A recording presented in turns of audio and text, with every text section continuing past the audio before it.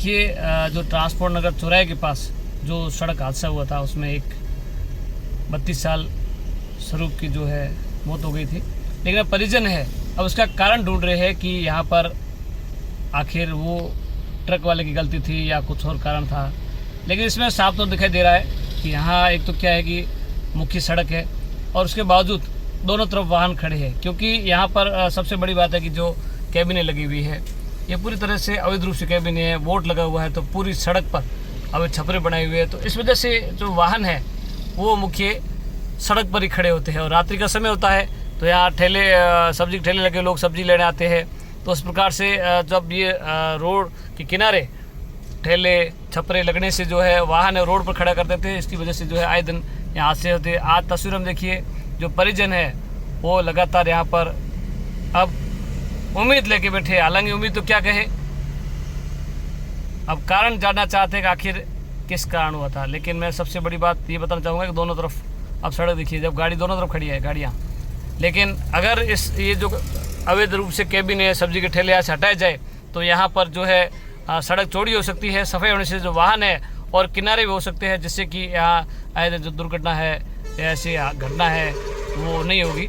तो जिस प्रकार से जो घटना घटित हुई तो उस पर प्रशासन को संज्ञान लेना चाहिए और तुरंत प्रभाव से यहाँ पर जो अवैध रूप से ठेले सब्जियों के लगे हुए हैं, बोर्ड लगे हुए हैं, तो इनको हटाना चाहिए। तो कहीं ना कहीं प्रशासन को भी जागरूक होना चाहिए। हालांकि कई बार क्या है, बाहर सिटी में आती है और जहाँ बार बार हादसे होते हैं वहाँ निरीक्षण किया जाता है, तो अधिकारी है वो भी खाना पूर्ति करते हैं। लेकिन हादसे की तय तक कोई नहीं जाना चाहता कि आखिर हादसा किस वजह से हुआ। अगर यह जानना चाहे तो शायद ऐसे हादसे बच सकते हैं। अब आप तस्वीर में देखिए, ये वाहन भी है तो रॉन्ग साइड ही आ रहा है, अब ये भी सड़क पर ही खड़ा रहेगा, क्योंकि यहाँ दोनों तरफ यहाँ केबिनें लगी हुई है। अब केबिन के आगे शेड भी बना हुआ है, अब इसको रोड पे खड़ा करना पड़ रहा है।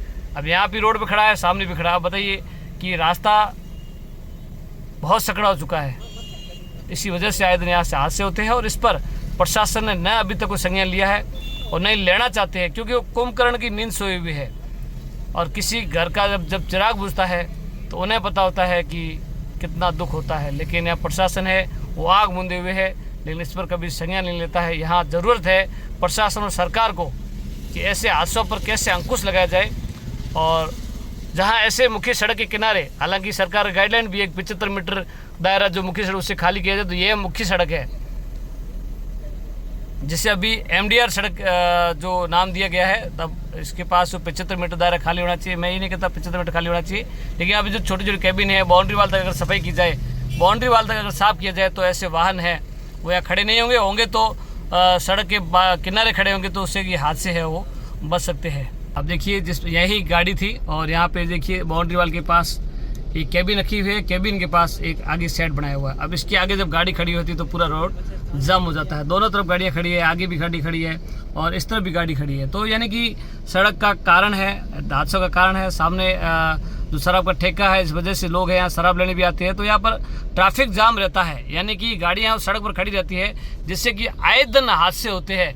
लेकिन अब जो है परिजन है वो भी यहाँ पर आए हैं मौका मुआयना करने की हादसे का कारण क्या था और मुख्य कारण है वो सामने दिखाई दे रहा है। हालांकि जब हादसा होता है, घटना घटित होती है, तो वहाँ पर हर साल एक बड़ी मीटिंग होती है, बड़े अधिकारी बाहर से आते हैं कि आखिर हादसे क्यों हुए, उसका क्या कारण है। तो उसका मुख्य कारण यही है कि दोनों तरफ जो कैबिनें लगी हुई है, अवैध रूप से शेड बने हुए है, बाउंड्री वाल की तरफ देखिए आप पूरी जगह पर जो अतिक्रमण है, इस वजह से जो मुख्य सड़क पर जो वाहन खड़े करते हैं, जिससे कि आए दिन ये हादसे होते रहते हैं।